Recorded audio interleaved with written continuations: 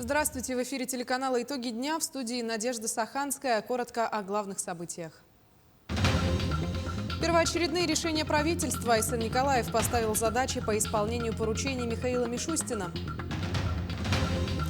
Детские пособия, выплаты и размеры начисления. На эти и на многие другие вопросы теперь могут ответить операторы колл-центра. Расскажем подробнее. Первый раз в первый класс 72 первоклассника впервые откроют дверь Мирюнской средней школы номер 1. Как обычное бревно превращается в настоящее произведение искусства. Наши коллеги расскажут о фестивале «Йолехмас». Укрепление авторитета республики в мировом спорте. Спортсмены Усть-Майского района добиваются высоких результатов на международных и российских соревнованиях. Айсен Николаев поставил задачи по исполнению поручений Михаила Мишустина. Так, правительству Якутии предстоит отработать вопросы, связанные с борьбой с лесными пожарами. Также предстоит с федеральными коллегами решить задачи по развитию социальной инфраструктуры. Еще одно решение Мишустина о выделении финансирования позволит построить школу на 450 мест с интернатом на 100 мест в селе Итыкёль Татинского района. Соответствующие задачи поставлены перед Минфином, Минпросвещения и региональными органами власти. Предложения власти Якутии подготовят и по развитию сельского хозяйства. Председатель правительства республики Андрей Тарасенко с рабочим визитом посетил села Депдерге и Туаракёль Татинского района. Жители села Депдерге первым делом ознакомили с работой центральной котельной. Котельная с мощностью 10 мегаватт построена в 2017 году. В данное время подключены социальные объекты и 30% частных домов. Используя максимальную мощность, можно подключить все село к центральному отоплению. Стоит задача подключить еще 129 частных домов. А в селе Туаракёль работники центральной котельной топят печи вручную. За сутки лопатой выгребают до 25 тонн угля. Работники желают механизировать котельную. Мы в рамках инвестиционной или ремонтной программы сейчас поставил задачу, что будем смотреть в части замены этих котлов, что мы можем сделать. Может быть, даже пойдем на условия какой-то концессии и так далее, потому что, как мне сказали, что очень тяжелая сегодня ситуация с этим трудом ручным. Поэтому задача стоит найти, изыскать и продумать, как сделать лучше. Заместитель председателя правительства республики Ольга Балабкина в ходе своей рабочей командировки в Нерюнгри встретилась с представителями молодежи и общественности района. За круглым столом участники заседания обсудили государственные механизмы поддержки общественных организаций через грантовые конкурсы. Ольга Балабкина отметила, что сегодня активные общественные организации играют значимую роль в общественных отношениях, в формировании трендов, по которым должна действовать власть. Говорили и о том, какие идеи будут интересны для всех жителей и как привлечь грантовые средства фондов для их реализации на территории Нерюнгринского района. Нерюнгринцы, как всегда, полны интересных идей, да, интересных каких-то мыслей, интересных общественных инициатив. Я думаю, что с созданием проектного отдела, решение, которое принял непосредственно глава муниципального образования Роман Щегельняк, у общественных организаций такое окно возможностей открывается. Я думаю, что оно все сработает на благо людей. Это 100%. Именно об этом всегда говорит глава республики Айсен Николаев. В Горном районе полным ходом идет подготовительная работа к отопительному сезону. На сегодняшний день коммунальщики полностью отремонтировали трубы, задвижки и утеплили водопроводы. Перед запуском тепла идет заключительная стадия подготовки. Трубы водопровода наполняют водой, а работники на каждом участке проверяют утечки и при обнаружении сразу же устраняют неполадки. На участке производственного мастера Михаила трудятся 28 операторов и 5 слесарей. Они будут обеспечивать бесперебойную работу 6 квартальных котельных. Баня готова уже абсолютно на 100%. Осталось только ждать указания вышестоящего начальства, и мы уже подключим. Вся система обеспечена? Да, все, эта система уже запитана водой. Осталось только включить, и все, и люди будут радоваться теплу. Асфальтирование улицы Чернышевского в Якутске начнется на следующей неделе. Работы планируют завершить до 25 сентября. Напомним, в прошлом году на улице Чернышевского запустили первый этап строительства городского канализационного коллектора номер 3, который обеспечит надежность водоотведения для потребителей в ряде районов города. В частности, в Залаге, воинской части и микрорайоне ДСК. Второй этап строительства канализационного коллектора от первой круговой развязки на Покровском тракте до улицы Автодорожной пройдет с 1 октября этого года по 1 июня 2023. Онкодиспансер в Якутии будут достраивать при поддержке правительства России. Сейчас готовность объекта составляет 77%. Михаил Мишустин поручил Минздраву России до 1 сентября проработать вопрос о завершении строительства онкодиспансера. Об увеличении финансирования шла речь в ходе рабочей встречи Михаила Мишустина с главой республики Айсеном Николаевым 15 августа. Средства на это также поручено заложить в бюджете 23-25 годов. Уточняется, что в следующем году онкодиспансер должен быть достроен. Перейдем к эпид-обстановке. За минувшие сутки в республике выявили 660 новых случаев коронавируса, в том числе 481 в столице региона. Из них 29 случаев зарегистрировали в Мирнинском районе, 24 в Мегино-Кангаласском, 16 в Хангаласском, по 11 в Намском и Усть-Алданском районах. Еще в 18 районах республики выявили от 10 до 2 заболевших. Рост заболеваемости коронавирусом наблюдается в Хангаласском районе. На прошлой неделе COVID-19 обнаружили у 167 жителей района. Это на 23 случая больше, чем на предыдущей неделе.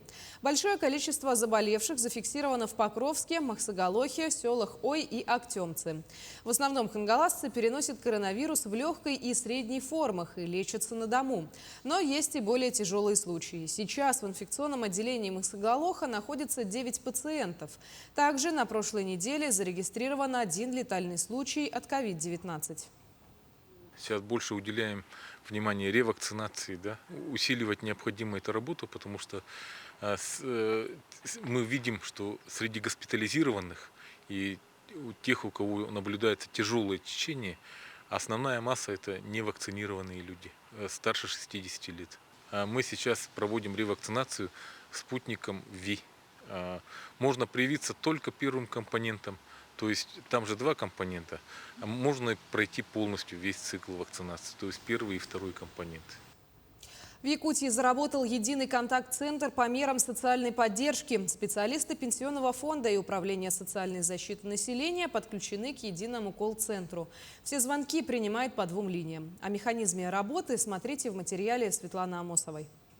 На данный момент, если вы подадите заявление в августе, то срок рассмотрения у вас по февраль. Детские пособия, выплаты и размеры начисления. На эти и на многие другие вопросы теперь могут ответить операторы колл-центра. С 19 августа специалисты Управления социальной защиты населения подключились к единому контакт-центру России. Всего по всей республике подготовлены 27 операторов. Из них 4 оператора – это операторы колл-центра города Якутска, то есть управление города Якутска. Сначала звонок сразу перенаправляется к виртуальному помощнику. Он помогает ответить на самые распространенные вопросы. Но если диалоговый бот не сможет справиться с поставленной задачей, то звонок переводится на оператора первой линии. Операторы первой линии – это специалисты Пенсионного фонда Российской Федерации, тоже работают экстерриториально по всей России, независимо от поступления звонка. Далее оператор первой линии, если вопрос будет касаться конкретно меры, которые назначены данному гражданину, он перенаправляет операторам во второй линии. Здесь операторы второй линии – это наши специалисты Управления социальной защиты. Всего в контакт-центр за прошлую неделю поступило 45 обращений по разным вопросам. Все вопросы, которые поступают в единый контакт-центр, они записываются и хранятся в архиве. В случае возникновения любой конфликтной ситуации мы можем поднять из архива запись и прослушать, и выяснить проблему. Единый контакт-центр работает по всей России. К нему подключены 27 регионов. Якутия была запущена на 2-м этапе. Звонки принимаются по указанному номеру телефона. Светлана Амосова, Екатерина Амосова, Джулус Накентьев, Якутск. Роль патриотического воспитания сегодня очень важна. Такое мнение высказал глава города Якутска Евгений Григорьев. Политик подчеркнул, граждане должны понимать, сегодня на неокрепшие умы молодежи воздействует информационная война. Так, по словам мэра, нововведение, которое с 1 сентября коснется исполнения гимна и поднятия флага в школах, важный шаг на пути к патриотическому воспитанию подрастающего поколения, восприятия им символики государства и истории страны. Триколор российский – это наши предки, которые с ценой своих жизней отстояли наши границы. Это вера в лучшее будущее, и это безграничная любовь к нашей родине России. Такие вещи, они зарождаются изо дня в день, с самого раннего возраста, и мы должны быть едины в этом. Все школы Ленского района готовы к новому учебному году. Ежегодно на ремонты муниципальных учреждений выделяется несколько десятков бюджетных средств. И на этот год не стало исключением. Сколько денег затратили муниципальные власти и что отремонтировали, узнавала Анна Кожевникова. Привели в порядок все сельские и городские школы и детские сады. В этом году из районной казны на ремонты образовательных учреждений было выделено около 49 миллионов рублей. 1 сентября все образовательные организации будут готовы к новому учебному году. Дорожная карта по ремонту зданий и сооружений образовательных учреждений на 2022 год утверждена главой муниципального образования Ленский район. 24 февраля 2022 года решением сессии утверждено выделение средств на указанные работы. В каждом учреждении свой перечень ремонтных работ, но везде они выполнены в срок. К примеру, в школе номер 4 обновили санузлы, спортивные раздевалки и тренерские, а также пищеблок, лестничные маршруты, рекреации. Во второй школе заменили кровлю, отремонтировали некоторые кабинеты, как и в пятой. В Нюе оградили территорию.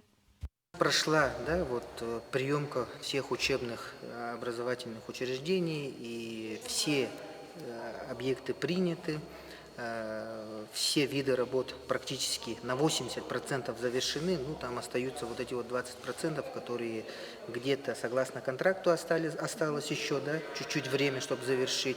Где-то есть подрядчики, которые подделывают кое-какие замечания. Большой объем работ был проведен по благоустройству приусадебной территории в школе номер 1. Для прославленного во всей республике яблоневого сада этой школы в этом году будут закуплены саженцы из питомника. Здесь каждый год проходят практику школьники на приусадебном участке и помимо ухода за деревцами выращивают цветы, даже такие прихотливые для севера, как подсолнухи. Появилась на школьном огородике и такая сельхозкультура, как кукуруза. Ну а планы облагородить школьный сад. И они, конечно, будут реализованы с такими энтузиастами, какие трудятся в школе номер 1. Анна Кожевникова, Александр Ильчук, Ленск. 72 первоклассника впервые откроют дверь Мирюнской средней общеобразовательной школы номер 1. А ко дню знаний усиленную подготовку ведет весь коллектив учреждения и родители учащихся. После ремонта в классах поставили на место оборудование, парты, стулья и все необходимое для учебы. Также в парадной части школы идет работа по замене тротуарных плит. Ремонт оплачен с фонда, где выпускники разных лет подарили родной школе денежный подарок в связи со 150-летним юбилеем образовательного учреждения. Используя данные финансовые средства и наших коллег, мы сами меняем тротуарные плитки. Так, в классах тоже проводятся разные ремонты по замене линолеума, покрасочные работы. Так, и на сегодняшний день у нас количество детей меняется, но на сегодня у нас 749 учеников, из них 72 первоклассников. В Якутске прошел фестиваль деревянных скульптур, участие в котором приняли мастера не только из нашей республики, но и гости из Монголии. Подробности в следующем сюжете. Почти невозможно представить, что еще 5 дней назад эти 3 СРГ позади меня были двумя обычными бревнами. Но в руках талантливых мастеров дерево в буквальном смысле оживает. Фестиваль мастеров деревянных скульптур собрал участников из нескольких районов Якутии, столицы республики, а также гостей из Монголии. Все команды находились в равных условиях. 2 бревна диаметром 40-50 сантиметров и длиной 4 метра 20 сантиметров и 5 дней на воплощение идеи. Фестиваль называется «Уйля-Ахмас», это столетию образования СССР. Тема такая произвольная. И мастера сделали очень хорошие скульптуры. Изделия должны быть прикладными, то есть в виде скамеек, в виде фотозон и так далее. Видеть, как обычное бревно превращается в настоящее произведение искусства – это потрясающее зрелище. Но перед тем, как приступить к вырезанию своего шедевра, мастера проводят долгую работу над созданием эскизов и высчитывают все буквально по сантиметрам. А потом, вкладывая душу в свою работу, и с каждым отпиленным сантиметром бревно принимает очертания будущей скульптуры. Ну, название «Танцы дружбы». Ну, девушка Монгол и Саха девушка танцевают вместе. Ну, что сказал, хочет. Сейчас молодые люди, надо еще учился традиционные искусство и культура. Мы первый начал, мы план сделал, эскиз сделал, и какой клей, какая конструкция будет, всех план сделал. Потом сделал наши планы. Победители фестиваля ждали денежные призы, медали и дипломы. А жителям Якутска останутся прекрасные деревянные скульптуры, которые наверняка станут еще одним центром притяжения в столице. Александр Хавренко, Григорий Охлопков, Якутск. Местом встречи юных талантов со всех регионов России и 12 стран зарубежья стал первый детский культурный форум в Москве. В насыщенной фестивальной и просветительской программах форума приняли участие воспитанники школ искусств из Алдана, Покровска, Мирного, Мегино-Кангаласского района, имеющие, несмотря на свой детский возраст, опыт успешной творческой реализации. О том, какие впечатления получили будущие музыканты, художники и артисты из Якутии, узнавала Туяра Константинова. Новой ступенькой в биографии юного музыканта из Алдана Максима Волкова станет личное знакомство с уникальным артистом, аккордеонистом, виртуозом Петром Дранго. На площадке детского культурного форума на ВДНХ одаренные дети смогли пообщаться с лидерами в сфере культуры, получить новые знания от профессионалов и подружиться с ровесниками из других регионов. Я получил множество эмоций, побывал на нескольких мастер-классах известных людей, лично познакомился со знаменитым аккордеонистом Петрой Дрангой и познакомился также со многими участниками этого проекта. Для меня этот форум дал мотивацию, чтобы дальше заниматься и чтобы продолжить свой путь музыканта. Я ходила на мастер-класс Юрия Абрамовича Башмета. Мне очень понравилось, было очень интересно. Участники форума разработали культурный манифест нового поколения, разбирались, какой должна быть культура будущего и какие изменения необходимы и возможны уже сейчас. Творческий манифест по 11 направлениям искусства был представлен министру культуры России Ольге Любимовой. Мы готовили проекты по направлению изобразительного искусства. Мы искали проблемы, как их решить. В итоге мы пришли к идее, у которой лозунг: у каждого юного творца должен быть свой наставник. Но это сайт, где профессионалы и юные художники могут быть в контакте и общаться друг с другом и делиться опытом. Будущие деятели культуры из 7 федеральных округов представили отраслевые проекты по развитию детского творчества. Самый лучший из них получил финансовую поддержку Российского фонда культуры. В Якутске я бы хотела, чтобы прошел такой форум. Это правда интересно. У меня появилось много друзей из разных регионов России, много новых знакомств, эмоций. Мне удалось пообщаться с ребятами из Якутии. Это вообще невероятное что-то. Это такие удивительный и яркий взгляд на мир. Вот лучезарность из них, она прямо вот освещает праздник, поэтому было очень приятно. От каждого субъекта на форум были приглашены лучшие из лучших, по 7 талантливых ребят, которые становились лауреатами, победителями конкурсов и фестивалей. Такое количество связано с направлениями форума. Это хореография и балет, театр, музыка, медиа, изобразительное искусство, кино и анимация, музеи и выставки. По словам организаторов, детский культурный форум будет проходить ежегодно. Туяра Константинова, Виктор Олисов, Москва. Якутяне гордятся своими именитыми земляками, спортсменами, которые добились высоких результатов на международных и российских соревнованиях, укрепляя авторитет нашей республики в мировом спорте. Свой вклад в спортивную жизнь Якутии внесли и атлеты из Дюсьмайского района. Имена усьмайских ветеранов-спортсменов Анатолия Филиппова, Анатолия Панаева, спортивную династию Диадоровых знают и почитают в республике и в России. Каждый из них шел к вершинам спортивной славы своим путем, Но, пожалуй, труднее всего к успеху шла Анастасия Диадорова, серебряный призер летних паралимпийских игр, чемпионка мира и Европы, заслуженный мастер спорта России по плаванию среди спортсменов с поражением опорно-двигательного аппарата. В этой 32-летней девушке завораживающее сочетание силы и слабости. В платье и на каблуках она кажется хрупкой, но это чемпионка мира и Европы по плаванию. Она знает, как не опускать руки, даже когда их нет. Горжусь тем, что папа смог передать свое трудолюбие, все свои знания мне, и я, может быть, в какой-то степени смогла их реализовать.